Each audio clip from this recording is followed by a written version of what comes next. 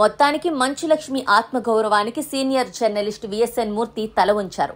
ఎట్టకేలకు 3 వారాల తర్వాత ఆమెకు క్షమాపణలు చెప్తూ ఒక వీడియో విడుదల చేశారు. ఆమె నటించి నిర్మించిన దక్ష ది డెడ్లీ కాన్స్పిరసీ అనే చిత్రం ప్రమోషన్లలో భాగంగా మంచులక్ష్మి ఓ వెబ్ మీడియా సంస్థలో పనిచేస్తున్న సీనియర్ సినీ జర్నలిస్ట్ విఎస్ఎన్ మూర్తికి ఇంటర్వ్యూ ఇచ్చారు.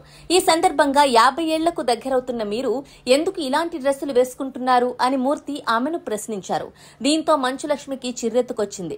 ఇలాంటి ప్రశ్న నన్ను అడగడానికి మీకెంత ధైర్యం? మహేష్ బాబుకి కూడా 50 ఏళ్లొచ్చాయి, నువ్వు షర్ట్ ఎందుకు విప్పి తిరుగుతున్నావని అడగగలరా? అలాంటిది ఒక ఆడపిల్లని ఎలా అడుగుతారు? మీరు అడిగే ప్రశ్నలు చూసే జనాలు కూడా నేర్చుకుంటున్నారు. అసలు ఇది ఒక జర్నలిస్ట్ అడగాల్సిన ప్రశ్నేనా అని మంచులక్ష్మి కడిగి పారేశారు. ఆమె అంతటితో ఆగలేదు. తనను అవమానించేలా ప్రశ్నించిన మూర్తిపై చర్యలు తీసుకోవాలని ఫిలిం ఛాంబర్ కి ఫిర్యాదు చేశారు. ఆయన క్షమాపణలు చెప్పేంత వరకు వదిలిపెట్టేది లేదని తేల్చి చెప్పారు. మంచులక్ష్మిపై తరచూ ట్రోలింగ్ కి పాల్పడే నెటిజన్లు కూడా ఈ విషయంలో ఆమెను సపోర్ట్ చేశారు. అయితే ఈ వివాదంలో మంచులక్ష్మి విజయం సాధిస్తారా?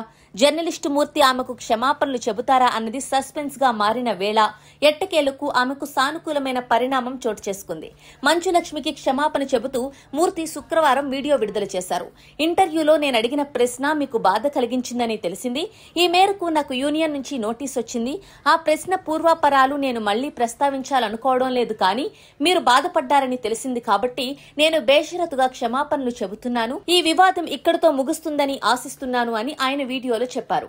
అంతేకాదు, ఇందుకు సంబంధించి బహిరంగ క్షమాపణ చెబుతూ ఓ ప్రెస్ నోట్ కూడా రిలీజ్ చేశారు. మూర్తి క్షమాపణపై మంచులక్ష్మి ఎక్స్ వేదికగా స్పందించారు. ఈ వ్యక్తి నుంచి క్షమాపణ పొందేందుకు నాకు 3 వారాలు పట్టింది. నేను మౌనంగా ఉండటం అంగీకరించలేదు. ఎందుకంటే నేను నా కోసం నిలబడకపోతే నా కోసం ఎవరూ నిలబడరని నమ్ముతున్నాను. ఈ అనుభవం నాకు చాలా బాధ కలిగించింది.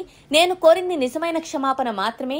ఇలాంటి చిన్న చిన్న ప్రతిఘటన చర్యలే మహిళల స్వరాన్ని నిశ్శబ్దం కాకుండా ఉంచుతాయి.